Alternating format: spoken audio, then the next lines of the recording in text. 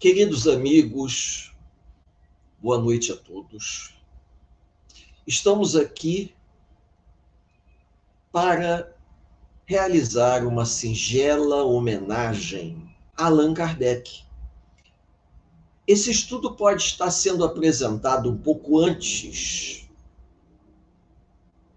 da data do seu nascimento ou um pouco após, mas o nosso objetivo é lembrar de Allan Kardec e da grande importância que ele teve e tem em nossas vidas. O tempo é curto para falar do grande codificador, do mestre de Lyon, mas vamos tentar enfocar as passagens mais relevantes para chamar a atenção dos amigos e para que os amigos busquem mais conhecimento a partir dessa nossa singela homenagem. Eu peço ao nosso companheiro Ricardo para trazer os slides para nós começarmos a nossa apresentação. Como de costume, nós colocamos uma slide de advertência, solicitando a todos que não façam cópias desse trabalho, porque ele não é um trabalho acadêmico, nós não seguimos normas técnicas da ABNT, procuramos seguir orientação da FEB, de maneira a utilizarmos o conhecimento até como um facilitador da aprendizagem dos amigos. Apenas isso. Se desejarem, pesquisem na internet que vocês vão encontrar, mas nós não gostaríamos que esse nosso trabalho fosse duplicado. Ele pode ser utilizado uma vez que está na internet, mas não fosse duplicado para não haver nenhuma discordância de informação. A nossa intenção é sermos facilitadores da aprendizagem, da transmissão do conhecimento. Então vamos lá. Iniciando,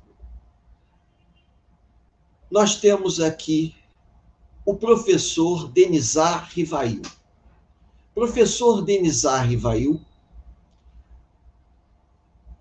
conhecido mais como Allan Kardec. Hippolyte Denizar Rivail, conhecido como Allan Kardec, e nasceu em Lyon no dia 3 de outubro de 1804 e vai desencarnar em Paris no dia 31 de março de 1869, que ficou conhecido como o mestre de Lyon. Tá? É interessante que a gente lembre-se disso. Hippolyte Denizar Rivail. Embora o nome dele seja um pouquinho maior, mas nós abreviamos e colocamos de forma abreviada aí. Então, por favor, Ricardo, pode passar. A primeira coisa marcante para nós é o seguinte: Kardec e Napoleão Bonaparte tiveram oportunidade de se conhecer no plano espiritual. E Humberto de Campos vai nos legar esse conhecimento por intermédio do livrinho Cartas e Crônicas, item 28, Kardec e Napoleão. Porque Napoleão estava fugindo ao objetivo principal da sua programação reencarnatória. Napoleão, em desdobramento, vai ser levado ao plano espiritual numa grande reunião, num grande encontro, numa assembleia. E nessa assembleia, Allan Kardec, ele vai conhecer Napoleão em desdobramento. Isso antes de Allan Kardec reencarnar. Porque como Napoleão vinha falhando no seu compromisso, a vaidade, a prepotência, o gosto pelo poder, a ponto de, além de propagar as ideias renovadoras da Revolução Francesa, Napoleão transformou a Europa num império particular seu, nomeando seus parentes para os tronos dos países europeus. Então, Napoleão se desviou totalmente, se nós podemos dizer assim, do projeto original reencarnatório. E com isso, irmão X, ele vai nos deixar essa passagem, que é uma sugestão de leitura, para que os amigos entendam que Kardec reencarnava, já sabendo, espiritualmente falando, que Napoleão havia falhado na sua missão. Porém, já havia aberto um campo favorável para que as ideias revolucionárias que a doutrina espírita viesse a trazer pudessem vingar na terra, no terreno europeu. Então, é importante que a gente entenda isso. Antes de avançarmos, a Revolução Francesa, ou melhor, vamos voltar atrás, o Iluminismo, o enciclopedismo, que antecedem a Revolução Francesa, foram, digamos, a alavanca para a propagação de novas ideias. Porém, Napoleão inicia esse projeto, mas ao longo desse projeto, Napoleão se perde, porque ele vai ser seduzido pelo poder. E, ao acontecer isso, a ideia inicial, que era levar as transformações revolucionárias do iluminismo, do enciclopedismo a todos os cantos da Europa, faz com que Napoleão transforme a Europa num grande império e resolve combater a Inglaterra a qualquer custo, fugindo ao projeto inicial proposto pela espiritualidade, que Napoleão fosse um renovador. Até certo ponto, ele conseguiu levar adiante o projeto de renovação, até certo ponto. Mas daquele ponto em diante, infelizmente, Napoleão fracassou. Então, Napoleão ele vai encarnar muito antes de Kardec, se torna um militar famoso, chega ao poder na França, torna-se cônsul,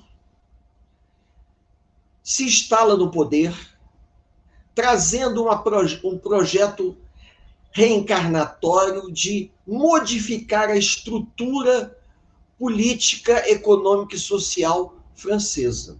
Mas, no momento em que Napoleão luta contra as classes opressoras, luta contra a nobreza, luta contra as monarquias autoritárias, absolutistas que existiam na Europa, Napoleão acabou se deixando seduzir pela corte, pela riqueza, e se torna tão autoritário e absolutista quanto os países vizinhos que ele vinha lutando.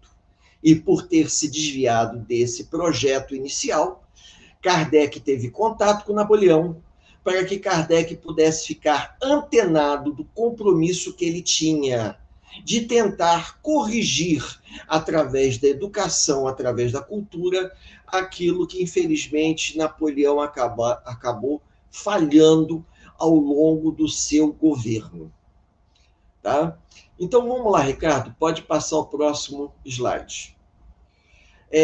Allan Kardec, ele muito novo, vai ser enviado para a Suíça para ser educado numa escola revolucionária, onde Pestalozzi ensinava a meninos, utilizando uma técnica, um processo educacional inovador.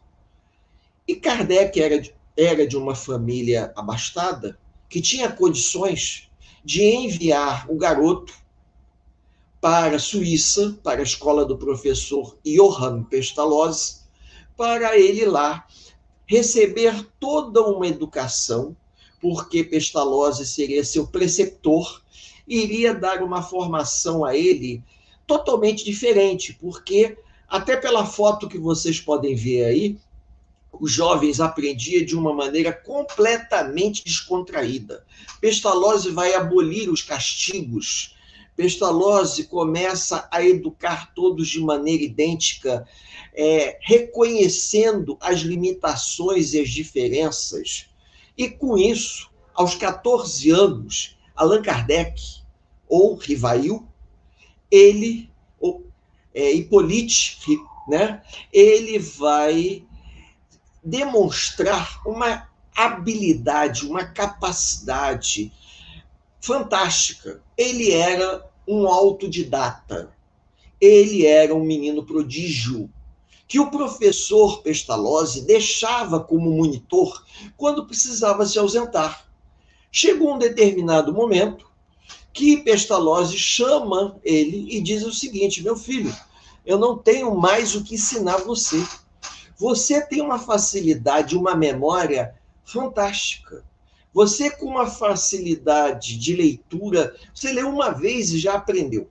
E essa sua facilidade em dominar idiomas ainda torna você muito mais assim habilitado para poder sair daqui e, quem sabe, na sua cidade de origem, você montar uma escola. Já que você tem facilidade, vejam bem, de falar alemão, francês já falava, alemão, italiano, espanhol, holandês, né? Latim, provavelmente grego, que eram, as pessoas aprendiam. Então, só aqui eu já falei 7 línguas, mesmo que latim e grego fossem línguas mortas, ele, sabendo, ele conhecia a estrutura dos idiomas, então ficava muito mais fácil.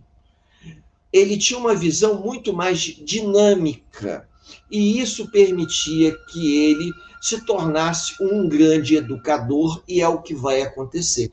Quando ele retorna a Paris, já devia ter seus 17 anos, mais ou menos, ele resolve fundar uma escola, para que ele se tornasse um educador. Aquilo que ele havia aprendido com o professor Pestalozzi, estava na hora dele colocar em prática. Vocês vejam, um garoto de 17 anos, um rapaz de 17 anos com uma bagagem invejável, porque com 14 ele era monitor. O que quer dizer isso?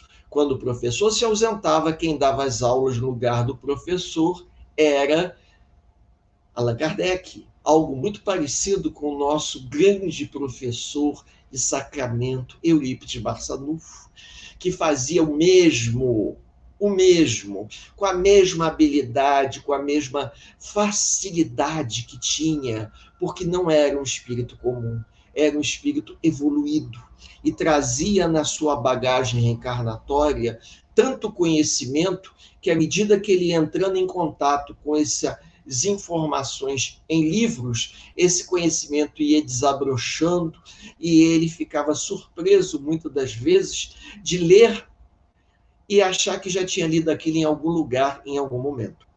Então, Pestalozzi vai ser um grande marco na formação de Kardec, e Kardec retorna para Paris com a tarefa de se tornar um educador. E só para vocês terem uma ideia, além de ser um educador, ele desenvolve um método de alfabetização e se torna muito conhecido. Naquela época, se a gente pode usar essa expressão, você não tinha escola de formação, como eu poderia dizer assim, formal. Você não tinha, a não ser em igrejas, aonde o indivíduo entrava para seguir uma vida monástica, e ele lá tinha uma formação religiosa. Mas as escolas leigas, elas eram escolas totalmente diferentes. Elas não eram uma escola sistemática, elas eram escolas assistemáticas. O indivíduo aprendia, e, por se tornar um autodidata, depois de algum tempo, ele se tornava professor, porque ele demonstrava conhecimento suficiente a ponto das pessoas depositarem confiança nele. Então, Ricardo, pode passar para o próximo slide. Muito bem. Depois de algum tempo, ele vai se casar, tá?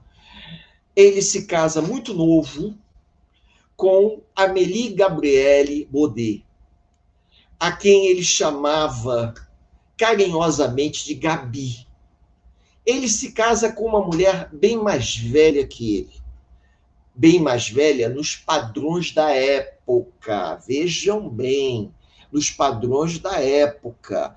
Porque quando ele se casou com ela, ele estava com 28 anos. 27, 28 anos, e ela tinha uns 10 anos a mais. Para os padrões de hoje, não faz muita diferença, mas na época, sim. E ela era de uma família também com condições financeiras equilibrada. Foi uma pessoa que deu a ele toda uma retaguarda. Eles não tiveram filhos e ela o apoiava em todo o trabalho que ele realizava. No trabalho, digamos, educacional, ela era uma grande companheira, uma pessoa também com formação escolar, se a gente pode dizer assim, dando a ele condições de realizar o trabalho como educador. Então, Kardec, ele vai se tornar conhecido como educador, tá? Em Lyon, como um grande educador. E ele vai realizar um trabalho de educação, como eu disse a vocês, um processo de educação informal, aonde ele tinha uma escola. Eu diria, guardando as devidas proporções, ele, entre Allan Kardec e Eurípides Barçanufo, que ambos eram explicadores, ambos com uma bagagem de conhecimento muito parecida, porque Eurípides teve muito menos acesso às informações do que Allan Kardec. Allan Kardec, que teve uma formação acadêmica maior, acadêmica e força de expressão, né? Totalmente assistemática, porque ele aprendia no tempo em que ele tinha condições, ele se dedicava de acordo com o seu desejo, ele foi se especializando e começou a educar crianças. Porque naquela época, a verdade se diga, a grande preocupação das famílias é que os jovens, em particular os meninos, aprendessem a ler, escrever, fazer contas, as 4 operações, ter uma noção de história e geografia e ter uma noção de ciências. O que nós hoje corresponderia ao primário, aquela visão superficial do primário. Por quê? Porque, em termos de expectativa de vida, poucos eram aqueles que teriam recursos suficientes para estudar numa escola privilegiada, que geralmente eram escolas ligadas à igreja, escolas onde somente filhos de nobres, filhos de reis, pessoas ilustres, filhos da alta burguesia, é que poderiam frequentar. Embora Kardec fosse de uma família com recursos, a princípio, Kardec não se interessou. O objetivo de Kardec era mais um objetivo educacional. Ele nem imaginava que ele estava se tornando uma figura conhecida na região para que todo o trabalho que ele viesse a realizar fosse legitimado pela sua, digamos, pelo fato dele ser uma pessoa conhecida, benquista, tá? De maneira que qualquer trabalho realizado pelo professor Hippolyte seria um trabalho sério. A espiritualidade se preocupava inicialmente que Kardec se tornasse uma figura muito conhecida para que ele pudesse, quando viesse a realizar o trabalho que ainda estava prestes a desabrochar, as pessoas não duvidassem dele.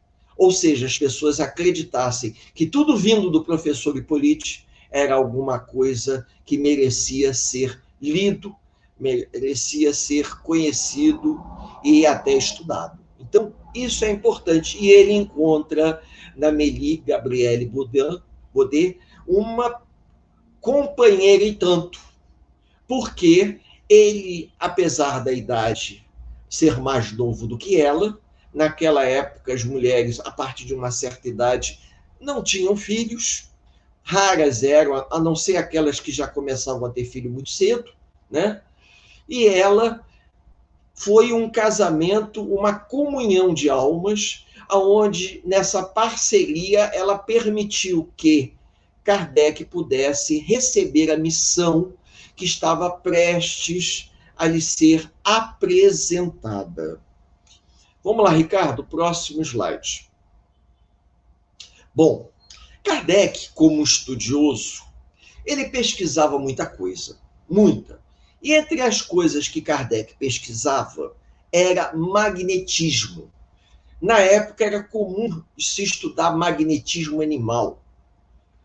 Quem já ouviu falar em Mesmer? Existe um livro chamado Mesmerismo. Se vocês se interessarem, poderão procurar. Mas eu destaquei o livro As Mesas Girantes do Espiritismo, porque Allan Kardec tinha um amigo chamado Sr. Fortier.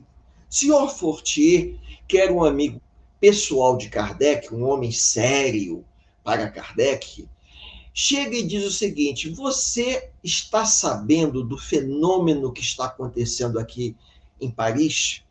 Fenômeno esse que está, digamos assim, agitando a cidade. Na época não havia os meios de comunicação de hoje. E Kardec, que era uma pessoa muito voltada para o seu trabalho, falou assim: do que se trata? As mesas girantes. As mesas girantes que encantam Paris. E Kardec falou: mesas girantes? Você não sabe que as mesas giram, as mesas se levantam, as mesas se movimentam? E Kardec olhou para ele assim e disse assim: você acredita nisso?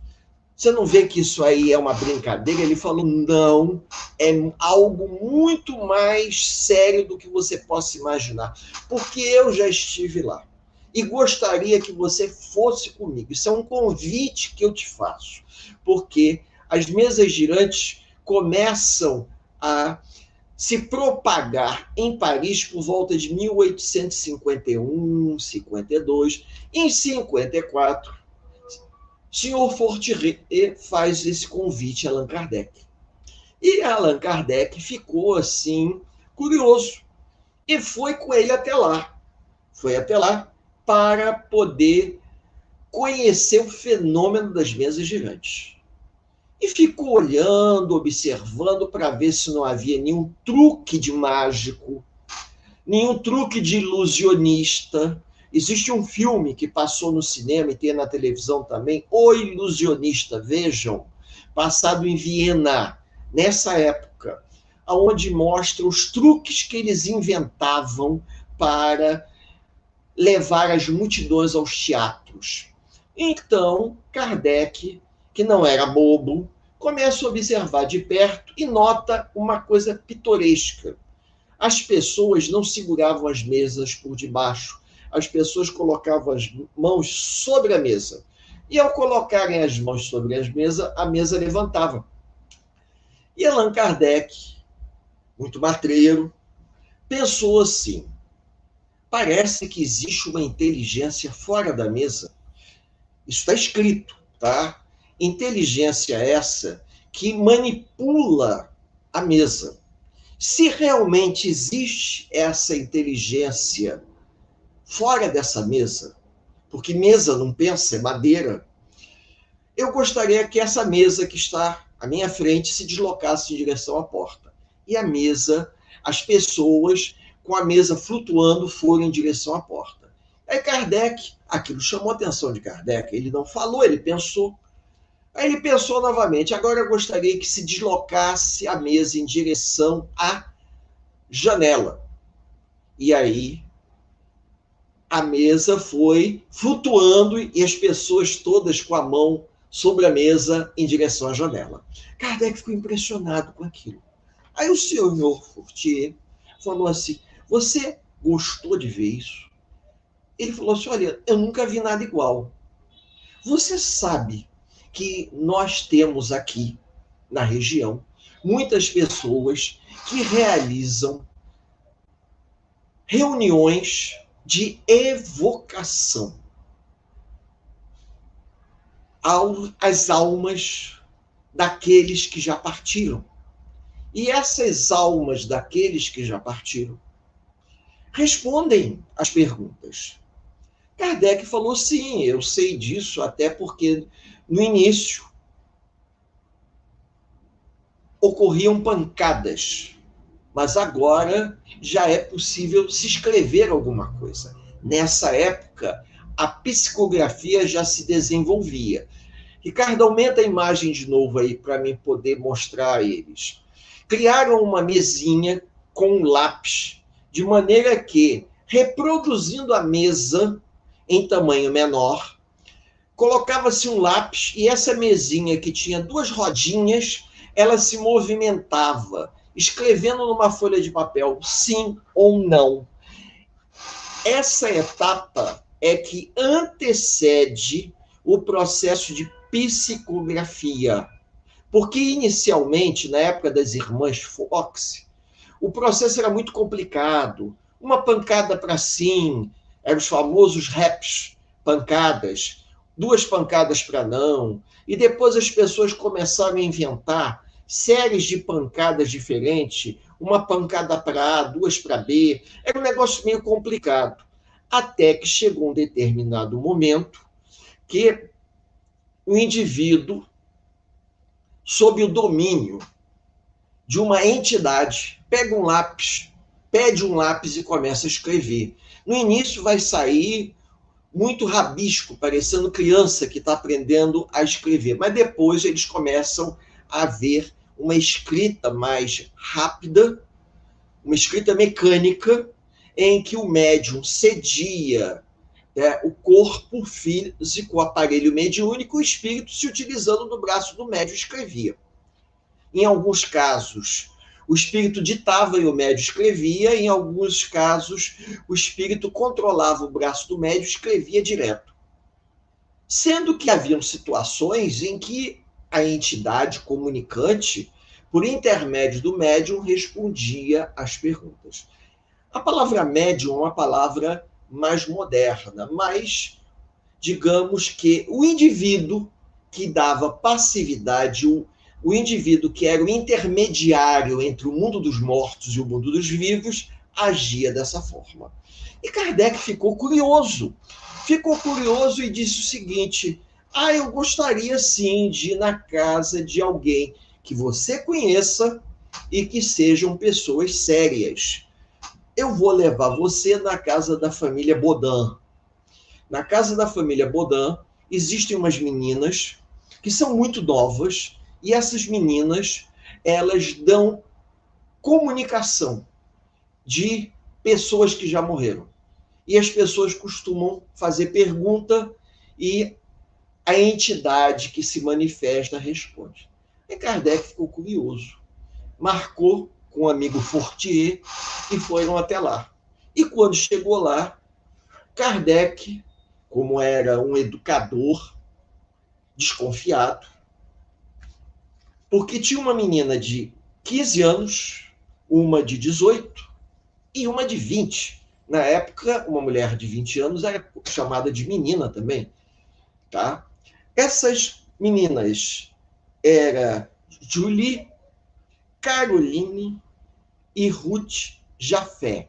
Essa Jafé era de descendência árabe, mas a Julie e a Caroline eram irmãs, filhas do senhor Bodin. Muito bem.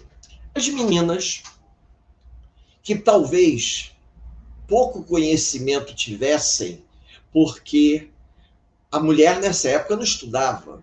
Quando aprendia a ler e escrever, era muito. O que a mulher tinha que aprender eram os ofícios domésticos. Era uma questão cultural de uma época. O que vai acontecer? Allan Kardec resolve formular perguntas que dificilmente uma jovem de 15 anos seria capaz de responder. E a garota responde.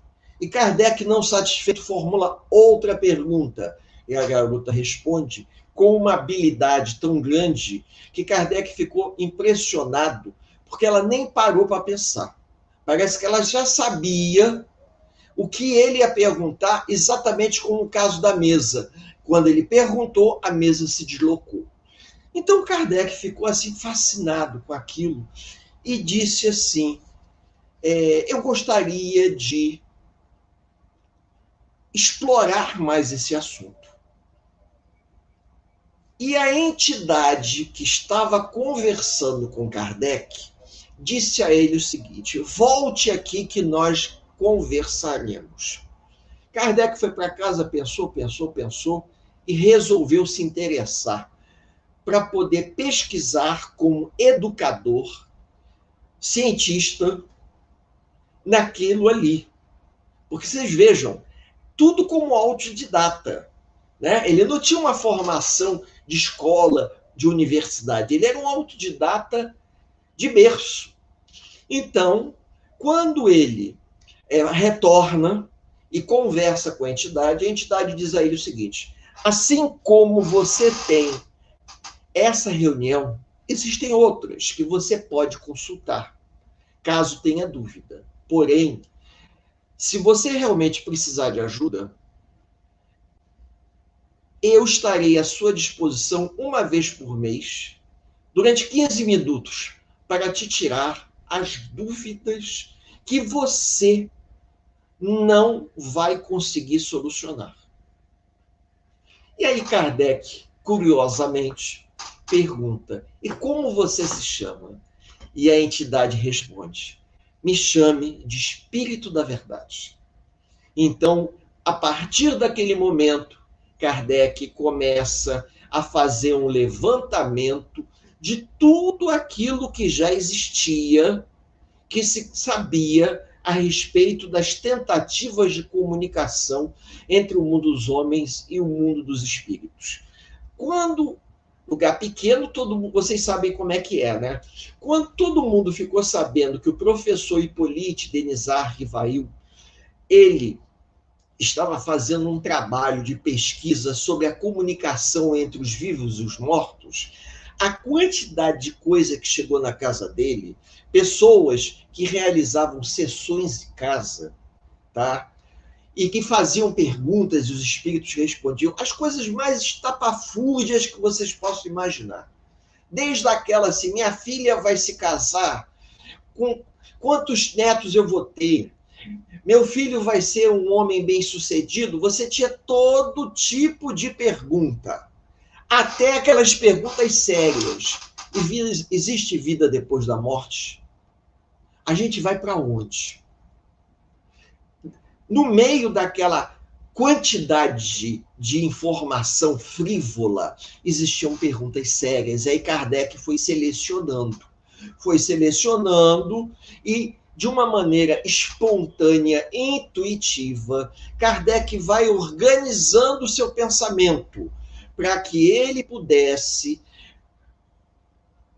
conseguir, de uma forma extremamente didática, construir um material aonde qualquer pessoa, em qualquer língua, daquelas que ele conhecia, italiano, francês, alemão, espanhol, como eu falei aqui, holandês, latim também e até grego, qualquer pessoa que lesse, entendesse. Porque ele estava trabalhando com as línguas, a raiz das línguas ocidentais. Então, o que vai acontecer? Kardec resolveu fazer um trabalho de pergunta e resposta, com base no material que ele estava recebendo e com base nas intuições que ele vinha tendo. Então ele começa a organizar. Ele passou os 2 primeiros anos praticamente organizando muita coisa e indo às casas espíritas que existiam na região fazer perguntas. E às vezes ele se surpreendia com as respostas. E aí, quando ele buscava aquela entidade que se identificou como Espírito da Verdade, ela dizia o seguinte: tome cuidado com o que você pergunta e a quem você pergunta. Porque se você evocar as pedras vão se manifestar e vão falar com você. Para que Kardec tivesse um desconfiômetro, que assim como existia o Espírito da Verdade, que se manifestava falando de forma séria, poderia existir também espíritos que se manifestariam de forma brincalhona, fanfarrões, que iriam curtir com a cara de Kardec. E acontece, até para que Kardec pudesse aprender e perceber que nem tudo que chegava no trabalho mediúnico era confiável. Kardec tinha que ter um crivô. E esse crivo ele vai aprimorando com o passar do tempo. Quando ele estava no seu escritório em casa e ele tinha dúvida, e será que isso que eu vou escrever está certo? Ele pensava e dizia assim: espíritos, me deem um sinal. Se estiver certo, dê uma pancada na madeira. Ele escutava uma pancada, havia uma pancada, um efeito físico de uma pancada, então ele sabia que estava certo. Se não desse pancada nenhuma, ele sabia que estava errado, ele omitia aquela informação.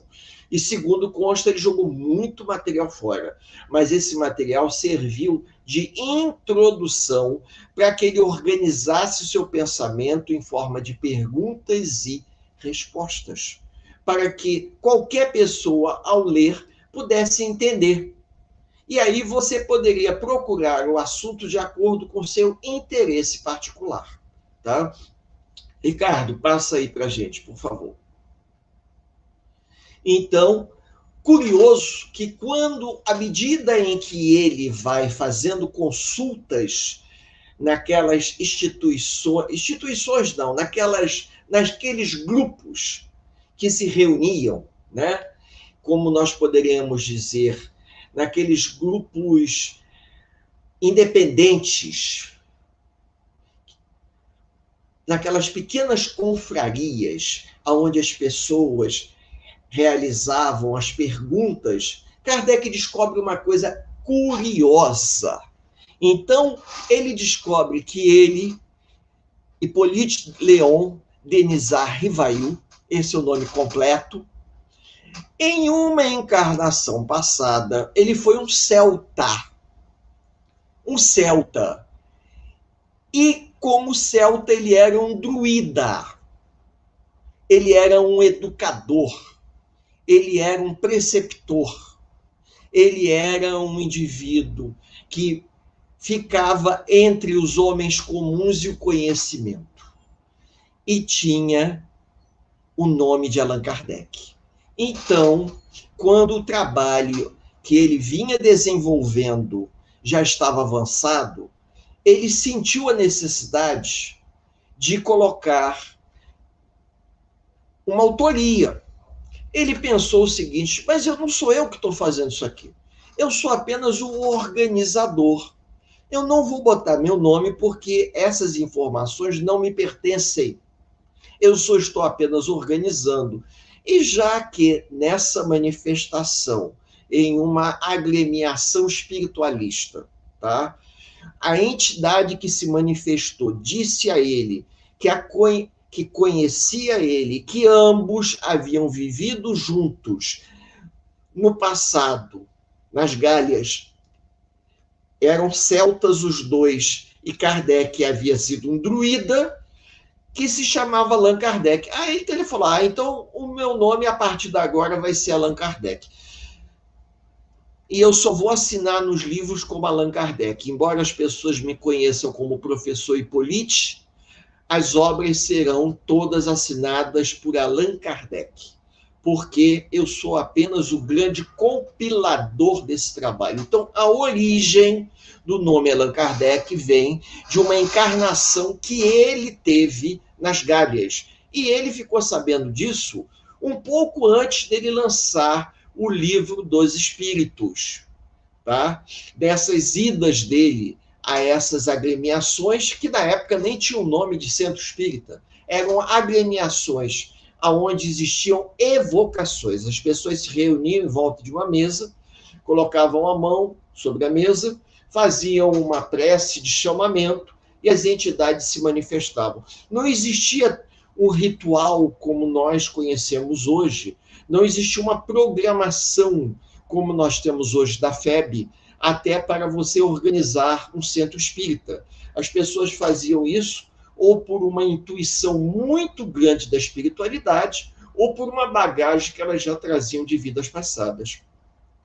Então eu coloquei isso até para que as pessoas que não saibam possam já ficar sabendo, né, que Kardec, o nome verdadeiro do professor Hippolyte Léon Denisard Rivail, esse é o nome real dele, ele era conhecido como professor Hippolyte, embora às vezes a gente acaba falando Allan Kardec porque é mais fácil, né? Allan Kardec foi uma encarnação que ele teve na época em que ele viveu na Gália. Então, Ricardo, vamos passar para outro? Bom, Kardec, ele vai lançar inicialmente o livro dos Espíritos. Esses serão os 5 livros lançados por Kardec. São o Pentateuco Espírita, tá? Pentateuco, 5 obras. Livro dos Espíritos, depois veio o Livro dos Médiuns, depois veio o Evangelho segundo o Espiritismo, depois veio Céu e Inferno e, por último, a Gênese, tá? E como é que ele montou esses livros? A pedra angular para essa obra, para esse trabalho todo, é o Livro dos Espíritos. E a gente vai ver isso mais adiante, tá? Então, a pedra angular, a pedra básica que Kardec organizou foi o Livro dos Espíritos. E do Livro dos Espíritos saíram o Livro dos Médiuns, o Evangelho segundo o Espiritismo, o Céu e o Inferno e a Gênese. Então, quer dizer que os outros 4 foram desdobramento do Livro dos Espíritos? Sim. E a gente vai ver em que sequência isso vai se dar. Pode passar, Ricardo. Bom, então olha só. O Livro dos Espíritos, primeiro eu vou falar do Livro dos Espíritos, que é a pedra angular, tá? Isso daí é importante. Ele é dividido em 4 partes, com uma introdução de Kardec e uma introdução dos espíritos. A introdução de Kardec é enorme, mas a introdução dos espíritos é pequenininha, chamada de prolegômenos, tá? E nós temos aí a primeira parte, que é das causas primárias. A segunda parte, do mundo espírita ou mundo dos espíritos. A terceira parte, das leis morais. A quarta parte, das esperanças e consolações. E, por último, a conclusão. Então, nós temos aí essa sequência, que é a sequência do Livro dos Espíritos, tá bom?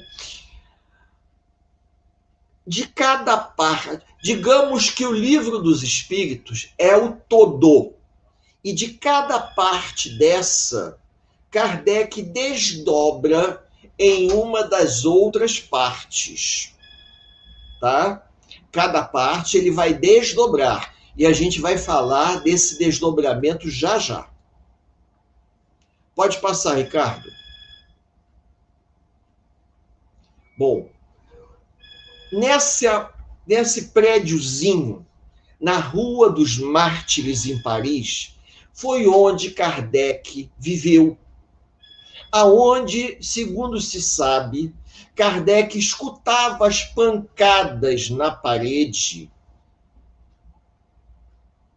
quando ele tinha dúvidas do seu trabalho. Quando ele tinha aquela dúvida, será que eu estou fazendo certo, ele escutava pancada. Foi exatamente aí que ele vai se convencer que aquilo tudo não era nenhuma imaginação sua, que ele não estava enlouquecendo, que existia uma força inteligente, invisível, que movimentou a mesa, que deu origem à mesa girante, que se comunicava com ele por intermédio daqueles medianeiros, tá? E essa mesma força invisível estava se comunicando com ele por intermédio das pancadas, apenas para orientá-lo no sentido de que ele deveria fazer ou não deveria fazer. Então, na Rua dos Mártires, essa rua ainda existe, o prédio não deve ser mais essa foto é antiga, mas só para os amigos saberem aonde que Kardec ficava quando aconteciam esses fenômenos, a gente encontrou a fotografia. Então, Ricardo, pode passar aí, por favor. Então, vamos lá. Amplia aí para a gente, por favor, tá? Então, aqui nós temos o seguinte, como eu falei a vocês, que existe do Livro dos Espíritos, que eram de 4 partes, nós teremos um desdobramento. Mas o lançamento das outras obras, não segue a sequência das partes.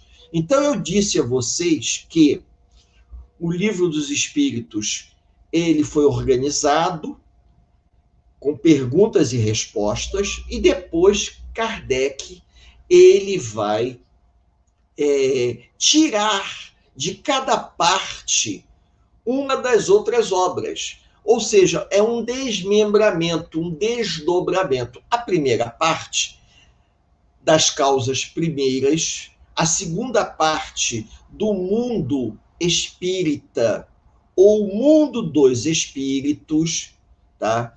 A terceira parte das leis morais e a quarta parte das esperanças e consolações. Mas vejam bem, essas 4 partes que estão aqui não significa necessariamente, tá, que Kardec lançou esses outros 4 livros nessa sequência das partes. Não.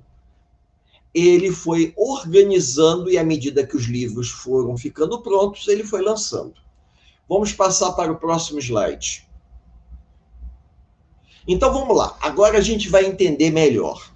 No dia 18 de abril de 1857, Kardec lança a primeira edição do Livro dos Espíritos com 501 perguntas. Vejam bem, passado algum tempo, e todos os amigos, colaboradores, incentivadores, dando corda a Kardec, para que Kardec pudesse terminar o trabalho. Aí Kardec vai lançar no dia 18 de março de 1860, quase 3 anos depois, faltando um mês, né? Para completar 3 anos, Kardec lança a segunda edição, que é a edição que nós temos hoje, com as 1019 perguntas.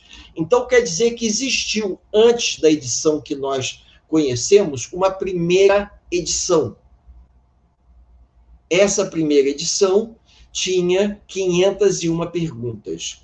E a segunda edição, que é a que nós conhecemos, que já teve não sei quantas tiragens, essa tem 1019 perguntas. Aí Kardec, tá, elaborou o primeiro livro, que é o desdobramento do Livro dos Espíritos, que é o Livro dos Médiuns. O Livro dos Médiuns foi lançado em janeiro de 1861. Depois, ele vai elaborar o Evangelho segundo o Espiritismo. Depois, ele vai elaborar o Céu e Inferno em 1865. E, por último, ele vai elaborar a Gênese em janeiro de 1868. Só que se a gente pegar o Livro dos Espíritos, vocês vão ver que o conteúdo da Gênese é o conteúdo das primeiras perguntas. O que é Deus? É Gênese.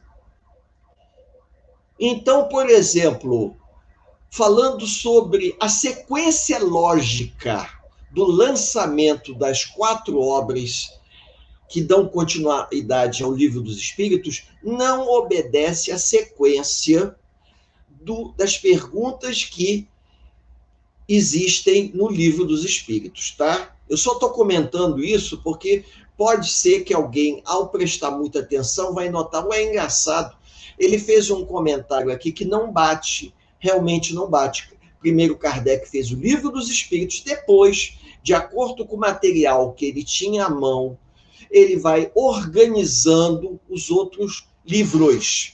Não se dá de uma hora para outra. A gente vai perceber isso, que o lançamento dos outros livros vão tendo uma didática, uma circunstância diferente. Mas o Livro dos Espíritos foi a obra angular necessária para que Kardec pudesse realmente lançar os outros livros. É a pedra angular, como eu falei a vocês. Continua, Ricardo, passando o slide para a gente, por favor. Bom, obras póstumas já é uma história diferente. Amplia mais um pouquinho, Ricardo, por favor. Kardec já havia desencarnado.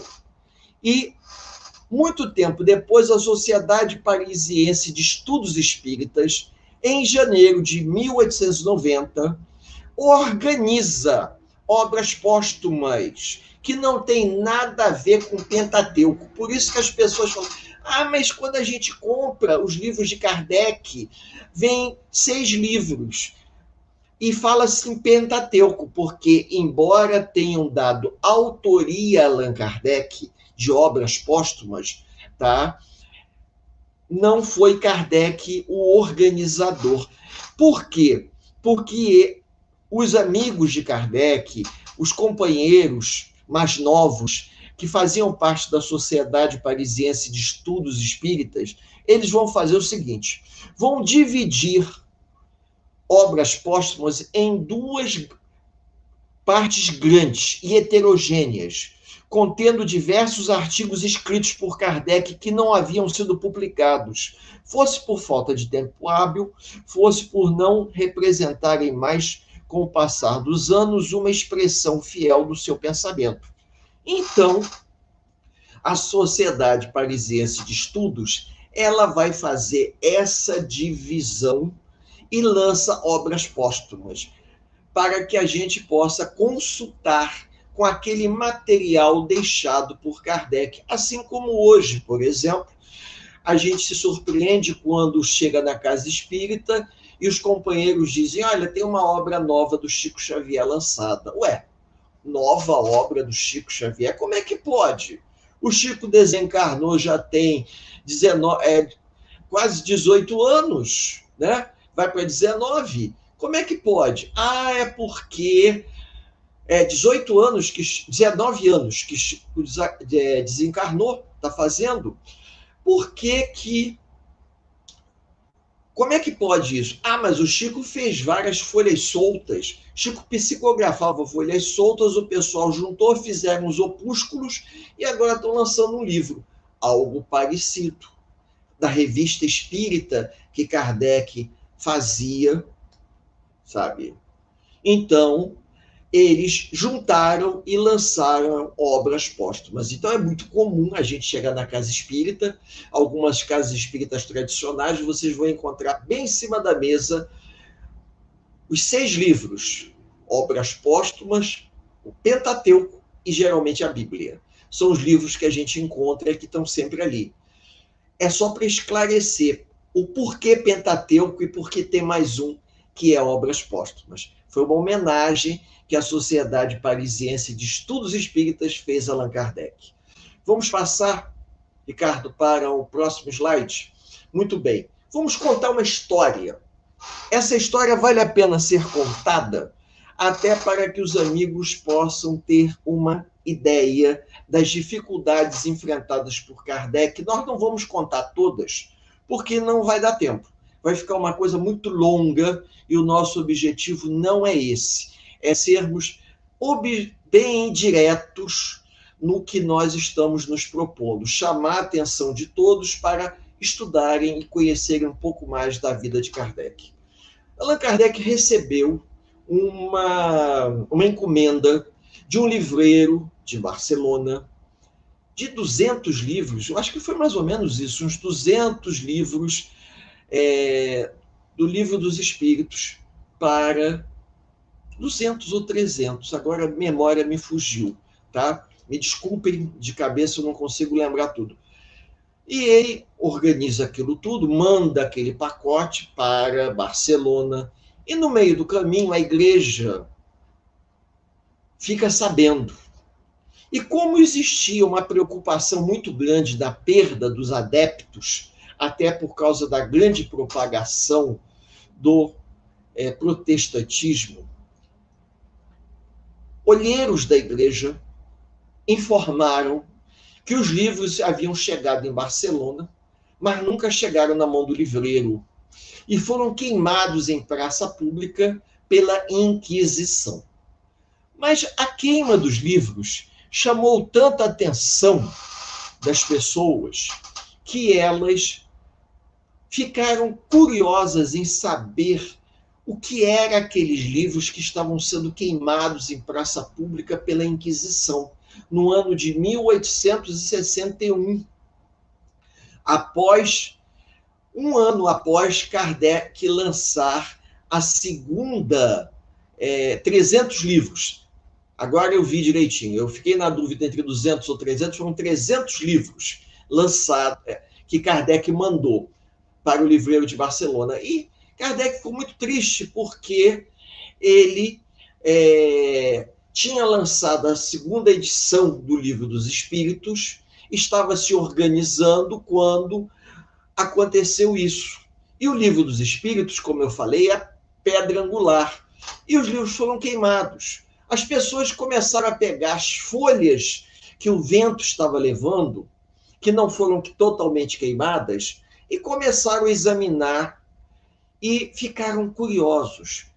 E hoje se sabe muito bem que a queima desses 300 livros lá em praça pública em Barcelona, que existe até um livrinho chamado Auto de Fé de Barcelona, que vocês podem consultar e pesquisar, foi a maior propaganda que Allan Kardec poderia ter tido. Despertou a curiosidade das pessoas, as pessoas buscaram os livreiros da cidade para saber que livro eram aquele que tinham sido queimado.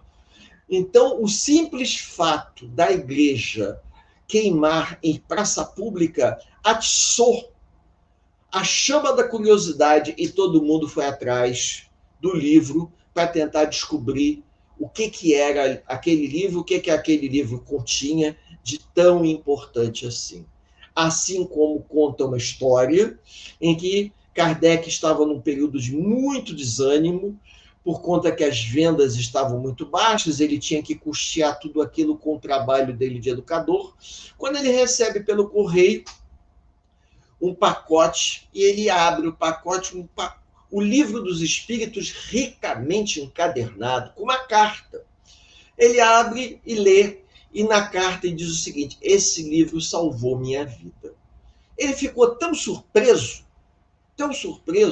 que ele folheou, e quando ele folheou, ele encontrou na primeira página um nome de uma pessoa e um autógrafo, dizendo assim: esse livro salvou a minha vida. Embaixo, uma outra pessoa também autografou, dizendo o seguinte, deixou lá a assinatura dela e a minha também. E no corpo da carta dizia o seguinte: um homem havia perdido a esposa, estava desesperado, ia cometer suicídio se atirando de uma das pontes do rio Sena.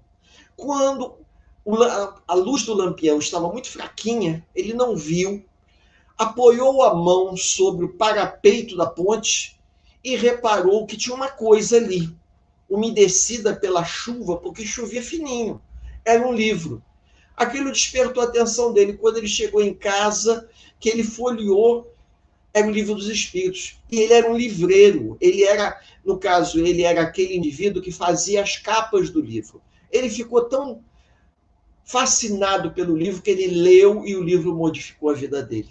E aí ele depois foi descobrir quem era o homem que havia organizado o livro. E da mesma forma que o livro ajudou a pessoa que havia deixado o livro ali, havia ajudado a ele também. E ele encaderna de forma muito rica e manda para Allan Kardec como presente. E Allan Kardec, quando recebe o livro, ele tem a certeza que o trabalho dele deve continuar, porque ele estava atingindo ao seu objetivo.